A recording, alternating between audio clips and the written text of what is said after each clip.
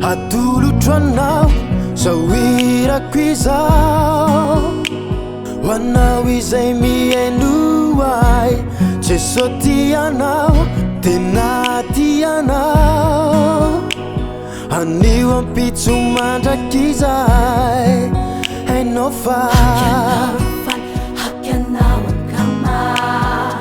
amizay rehetra miseo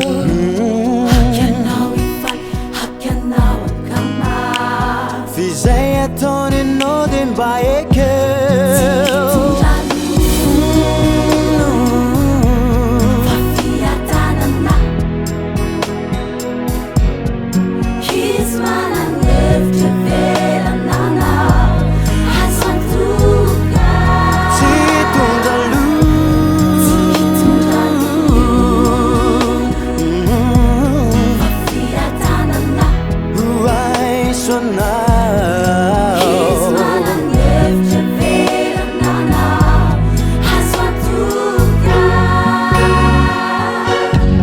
se kasainao se tapainao tapainy ao andanitrao se alianao rambony toantany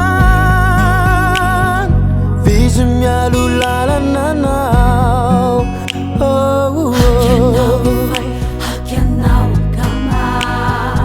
amizay rehetra miseo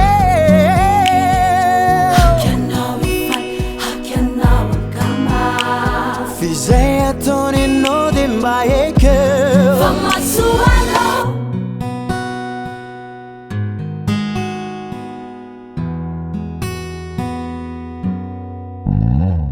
sarotra ny adinao na aranofina ara-panay o mahereza fizy manany lalana itondrany anao itondrany anao ekena fatsy tokony toizao ny fiainanao ny mombanao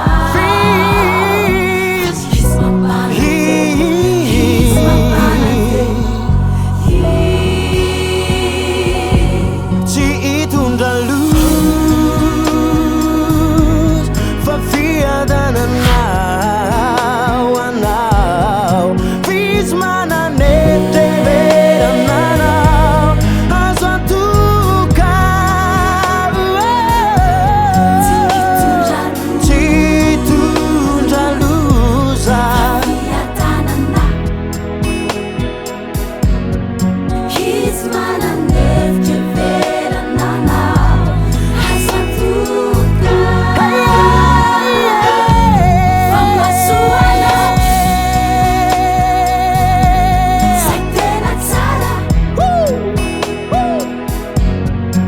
izy mananevitra verananao mananizo azo anao antoka tsy hitondra loza fiadanana izy mananevitra verananao azo antoka famasoanao zay tena tsara le tsara indrindra amiray